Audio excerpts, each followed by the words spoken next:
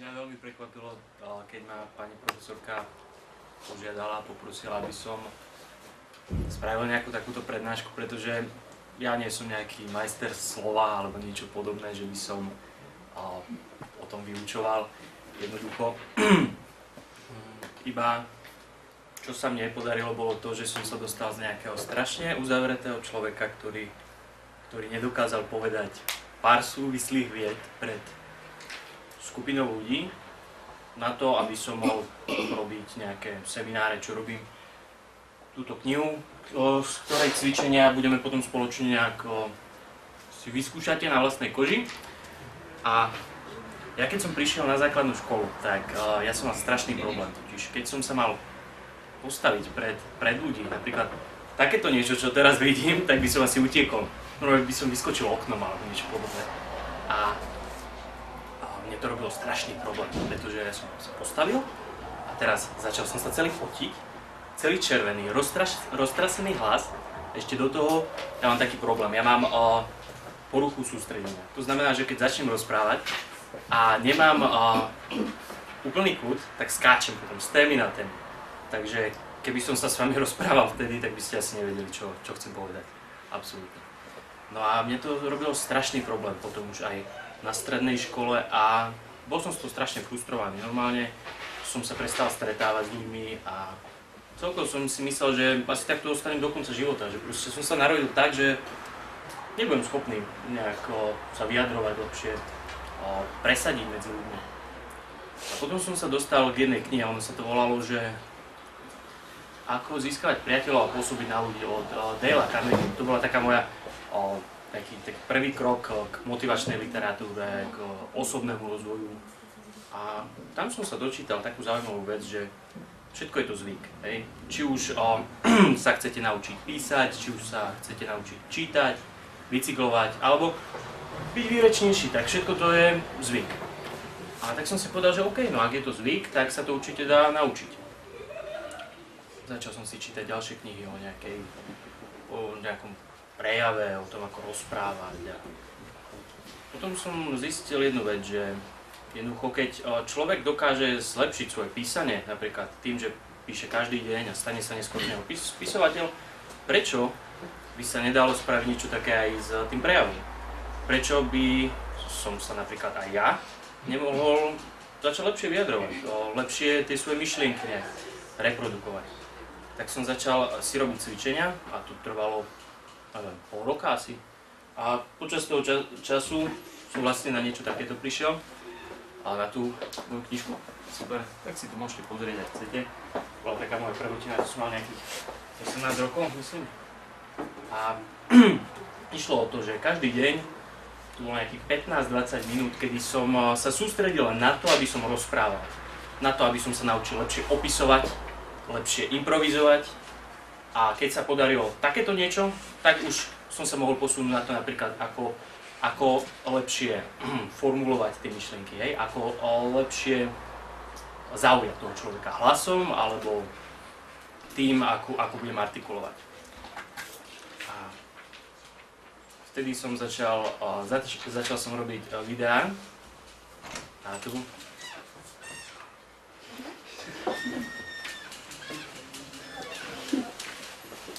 A to bol taký zvláštny prelom, pretože na tomto asi najlepšie uvidíte, že sa to dá naučiť. Ja keď som natočil prvé video, malo 2 minúty a to boli 2 A4 scenáru, ktorý som si musel pripraviť od slova do slova. Natáčal som to asi 7 krát a takže po 2 vetách. Nešlo. Absolútne úplne zle. Ale zostrihal som to, zverejnil som to, ukázal som to priateľom a z nejakého dôvodu mi povedali, že pokračuj ďalej. Hej. Pravdepodobne ma chceli utešiť, aby som ich neotravoval ďalej, aby som to už neukazoval. Hej. A tak som začal s tým pokračovať a po istom čase, po niekoľkých mesiacoch som zistil, že už nepotrebujem mať napísaný toľko viec. Stačia mi nejaké body a dokážem sa vyjadriť. Môžem rozprávať a už to začína mať aj nejaký zmysel, hej? Že to, čo ľudia počujú, tak tie vety aj naväzujú na seba. No a teraz, po 2 rokoch, sme začali pred niekoľkými mesiacmi robiť 30-minútové podcasty, čo vyzerá v podstate ako nejaká rozhlasová show. Rozprávame tam na jednu tému, bez nejakej prípravy, dáme. K tomuto sa teraz dostaneme, že asi veľa z vás tu trpí tým, že má problém nejak prednášať alebo zaujať, trasú sa vám ruky, trasie sa vám hlas. Toto všetko sú veci, ktoré môžete ovplyvniť, toto sú veci, ktoré sa dajú vylepšiť, na ktorých môžete makať, keď na tom budete makať. Chce to cvik a hneď sa pustíme k tomu, na čo by ste sa mali sústrediť, keď budete pred nejakou skupinkou ľudí, keď budete pred neznámymi ľuďmi, s ktorými jednoducho musíte jednať, aj keď sa vám nechce, alebo sa bojíte s nimi jednať. A to je to, že tí ľudia, ktorí sú oproti vám, tí ľudia, ktorí vás počúvajú, jednoducho, oni sú vaši najväčší fanúšikovia v tej chvíli, pretože žiadny poslucháč nechce, aby to, čo vravíte, stalo zapretý. Môžem také slova používať? Dobre. OK. Nechcú tí ľudia, aby ste boli nezaujímaví, aby ste hapkali, alebo aby sa vám to nepodarilo. Chcú, aby ste upútali ich pozornosť a chcú, aby si z toho niečo odnesli. To znamená, že neexistuje niečo také ako zlé publikum. Vy sa jednoducho nemôžete prispôsobiť každému jednému človeku. Každý jeden človek, ktorý vás počúva, má svoj vlastný svet, svoje názory a to, ako vníma tú problematiku, o ktorej rozprávate. Takže sa im nezavďačíte. Vy toto neovplyvníte. Musíte sa sústrediť na to, aby ste sa pripravili na ten váš prejav, na to, o čo budete rozprávať čo najlepšie. Sústreďte sa na to, čo môžete ovplyvniť, nie to, čo jednoducho nezávisí na vás.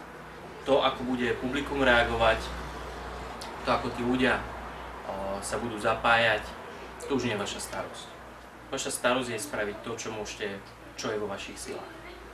Tá príprava.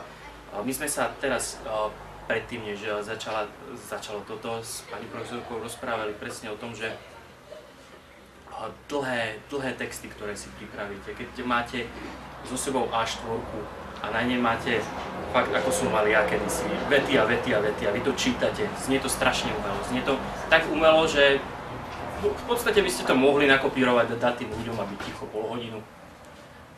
Takže keď sa s niekým rozprávate, je dôležité, aby ste do toho dali nejakú ľudskosť seba. Aj keď to nie je dokonalé, aj keď sa zakokcete, aj keď budete dýchať divne, hlasno a stále, rýchlo.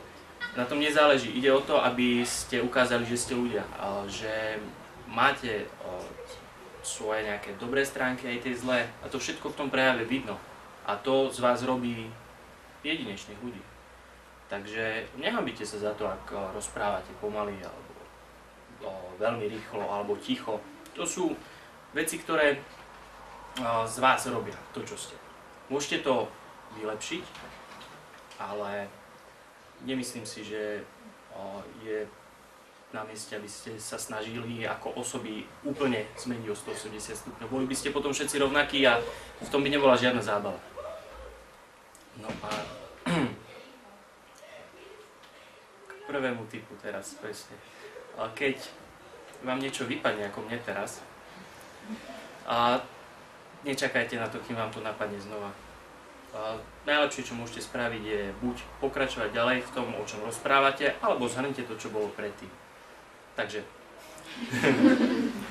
majte na pamäti, že vy ste sa mali sústrediť na to, čo môžete zmeniť. Môžete zmeniť to, ako budete komunikovať s tým publikom, môžete zmeniť to, na koho sa pozeráte, keď rozprávate. Pretože pozerať sa dole, to určite poznáte. Pozerať sa dole absolútne nevytvára žiadny vzťah s tým poslucháčom, ktorý chce, aby ste ho zaujali.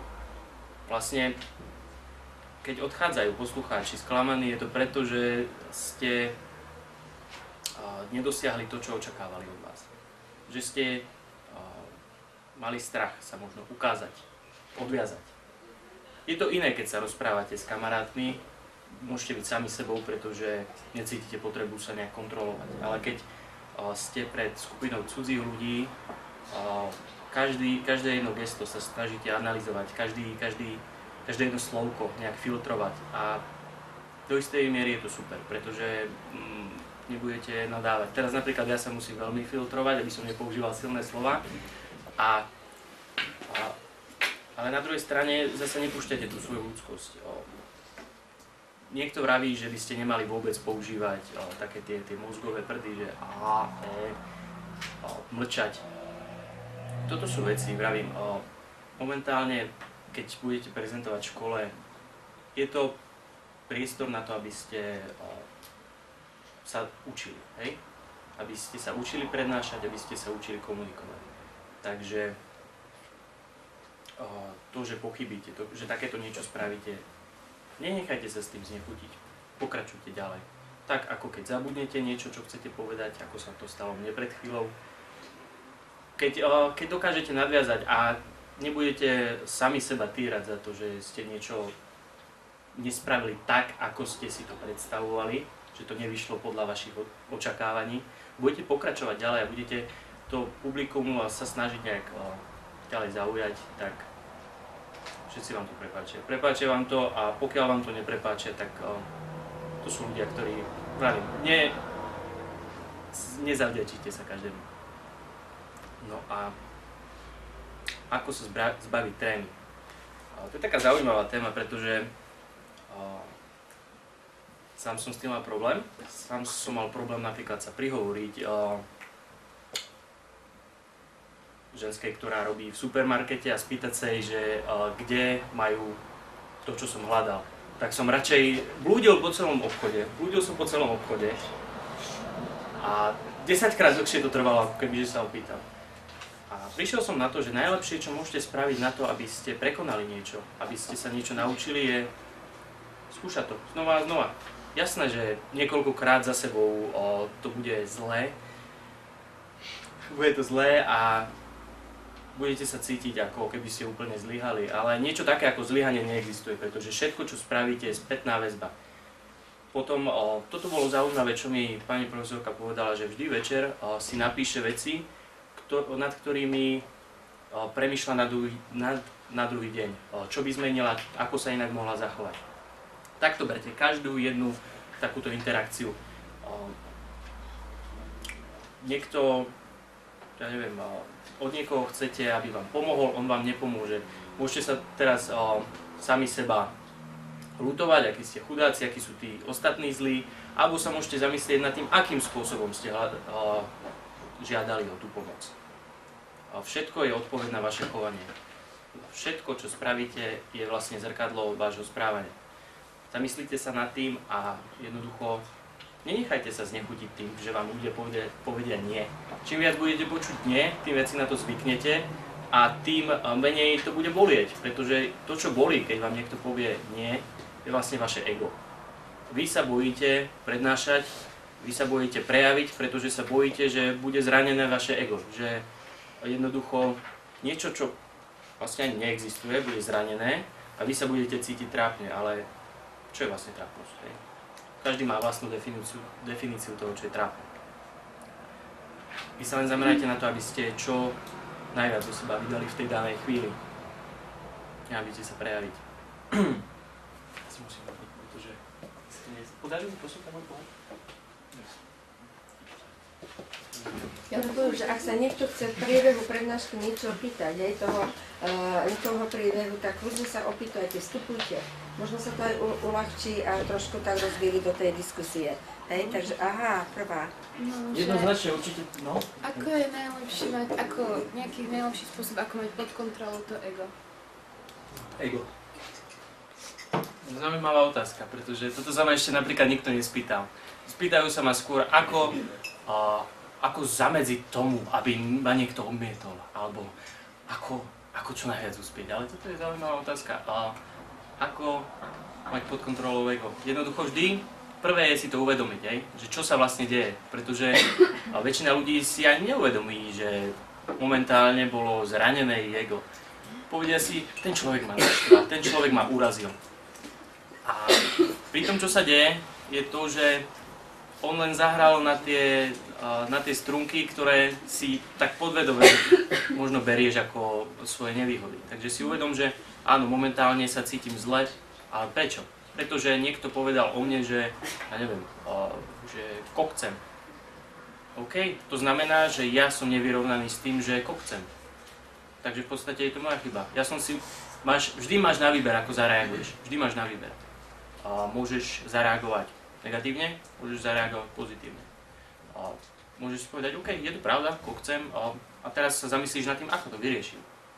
Hej. A keď niekto povie niečo, čo nemá žiadne opodstatnenie, snaží sa ťa len uraziť, keď sa zamyslí nad tým, že či akože naozaj je to nejaká konštruktívna kritika, alebo je to iba čistý hejt, ktorý sa ti snaží ako nejak ťa znechutiť. Takže keď si uvedomíš toto a keď to dostatočne často budeš ako takto jednať, tak sa to dostane aj do tvojho podvedomia a budeš sa už tak správať, budeš mať to ego pod kontrolou. Myslím si, že toto je asi najlepší spôsob. Ja by som bol strašne rád, kebyže ste toto nebrali ako prednášku, pretože ja sám seba nerad dávam do tejto pozície prednášajúceho.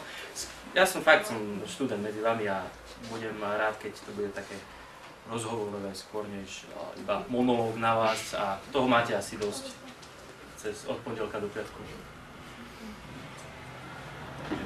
Asi beriem stoličku. Nebojte sa opýtať, nebojte sa nadviazať. Ak som dobre na začiatku počula, tak ste hovorili, že váš obľúbený autor Dale Carnegie? Carnegie, áno. Carnegie, výborne. Takže sme na jednej vlne. Výborná literatúra, ako byť úspešný? Aj tu som čítal práve. No, to bola zaujímavá kniha, hej. A práve to ma tak, to bol taký moment, kedy ma to nakoplo, lebo predtým som vedel, že existuje niečo ako takýto motivačný prúd, hej, nejaká motivačná literatúra, ale vždy som si myslel, že to je skôr také, že myslíme pozitívne a teraz príjmame energiu cez televíziu a zo sviečky Archaniel Gabriel prichádza. Mne to prišlo vždy také fejkové, také nepravé. A potom som čítal toto a boli to také rady, ako veci, ktoré už dávno viete, ktoré vám povedia rodičia, ktoré vám povedia známi, ale nikdy to neberete na... Ja som ho počula osobne 3-krát. Strhol dáv ľudí. Ten človek vie, ako zaujať ľudí a čím ich zaujať. Hej, a tiež to bolo také, že no tak vypočujeme si niečo. A on sa zaujal, alebo jeho prednášky skôr, by som povedala, že používali, alebo jeho techniku, metódu, neviem ako sa vyjadriť k tomuto, na takých akciách, ak ste počuli MV, predávali sa to čistiace prostriedky, prášky a takéto niečo. No a vlastne... Nepoužívam moc tie pracie, to väčšinou nechávam. No, ale ja som sa prvýkrát stretla tam s tým, kde vlastne túto metódu jeho používali. No a jasné, že už aj keď neverili tým produktom, tak verili tomu, čo povedal. Hej. A to som sa prvý raz s tým stretla, že ako sa to dokáže, hej, toho človeka započúvať, prispôsobiť sa tomu a nechať sa strhnúť. Hej. Ja som reagovala na to vášho autora, že poznám ho, má vynikajúce publikácie. Je veľmi zaujímavé to, že keď človek niečo takéto počuje, keď počuje takéto rady, tak si povie áno, OK, môže to byť pravda, a potom sa tomu už nevenuje. Alebo čaká, že keď si to vypočuje, tak zrazu nejaká taká magická tobolka mu skočí do úst a on sa zrazu zmení, otočí o 180 stupňov. Ale toto je tá chyba, že človek chce strašne veľa dosiahnuť, každý chce byť dobrý vo všetkom, ale strašne málo ľudí je ochotný preto niečo spraviť, nejak obetovať to. Pravím, je dôležité pravidelne sa zúčastňovať takých aktivít, ako je rozprávanie pred cudzími ľuďmi, rozprávanie pred spolužiakmi, to je jedno. Akúkoľvek príležitosť využiť na to, aby ste sa mohli trošku dostať z tej svojej škrupiny, v ktorej ste teraz, a byť otvorenejší a komunikatívnejší, pretože celé toto rozprávanie je ako taký sval, že čím viac ho posilujete, čím viac tým pracujete, tým to lepšie ovládate. Tým väčšiu možnosť a viac skúseností s tým máte, viete sa lepšie vyjadrovať. Ale nechajte rozprávať aj učiteľov, lebo oni to majú radi tiež. Takže zaujímavé, čo by vás mohlo zaujímať je to, že ako sa dostať do nálady. Bez toho, aby ste pili alkohol, samozrejme. Napríklad, keď idem prednášať, keď robím semináre svoje, keď idem natáčať, vždy mám také svoje rituály. Jeden, ktorý mne veľmi funguje, to, že zavolám niekomu alebo pokecam s niekým, o kom viem, že keď sa s ním porozprávam, budem sa cítiť dobre. Nejaký priateľ, ktorého máte, ktorý vás rozosmeje, s ktorým si môžete dobre pokecať. Hej? Nikto, kto by vás ťahal dole predtým, než zo seba máte niečo dostať. Pretože keď celý deň sedíte v škole, keď celý deň sedíte za počítačom a potom máte niečo zo seba dostať, nejak sa prejaviť, tak aj tá vaša energia bude nízka. Lebo ste proste zasedení. A nie je rozhýbané toto. Žiadne endorfíny. V škole, samozrejme. A preto je dobré si zacvičiť napríklad predtým. Hej, pravidelne cvičiť, je to super. Keď som išiel na jeden pohovor, taký pracovný, tak som mal strašný strach z toho, že či ma zoberú, alebo či ma nezoberú, ako to dopadne. A proste, lebo som nemal na to absolútne žiadne skúsenosti. No a tak som išiel, to bolo v Bratislave, a tak som išiel po ulici a vravím, že začnem robiť hlúposti. Viem, že človek sa vtedy tak dobre akože rozbehne. Tak som si v Eurovej sadol na dlášku. Sedel som na dláške a tak rozmýšľal, že čo idem teraz vyviesť, akú zlobu idem spraviť. Tak som vošiel do takého obchodu a tak som si tak, zobral som si náramky na ruku, asi neviem, 6-7, som si tak premával po tom obchode a prišiel som ku tej predávačke, že idem zaplatiť. A v ruke som mal jeden prstienok, tak som mi to položil, že to je všetko. Položil som ďalší. Všetko. A teraz takto som to robil chvíľu, to mi to naúčtovala a vravím, OK, dík, dovi. A odišiel som bez platenia, bez všetkého, sranda, hej, keď proste bola to len čistá hlúposť, ktorú som potreboval urobiť z toho dôvodu, aby som proste sa nejak nabil. Potom som išiel do toho food courtu, kde si môžete dať jedlo a tak. Ľudia tam sedeli, jedli, tak som prišiel, prisadol si, dáte mi odhryznúť. Môžem si trošku odhryznúť z tej pice? A proste takto som behal a toto človeka nabije. Robte niečo, čo je mimo vašej komfortnej zóny. Vaša komfortná zóna je to, čo robíte každý deň. Ten stereotyp, ktorý máte. Ráno staneš do školy, máš nejaké záľuby, alebo ideš rovno na počítač spať. A stále takto dookola. Takže čím viac budete robiť nové veci, čím viac budete robiť to, čo vám možno nie je až také príjemné, niečo nové, tým budete takí väčší extroverti, by som povedal, taký otvorenejší tomu svetu. Pretože ja sám som introvert, strašný introvert. Mne vadí veľa ľudí. A je to naozaj zaujímavé, že napríklad keď som sa sem postavil teraz, bola to úplne nová skúsenosť, pretože väčšinou sa rozprávam tak 20-40 ročnými ľuďmi a teraz so študentmi, s ľuďmi, ktorých vlastne stretávam každý deň, tak som mal takú trému.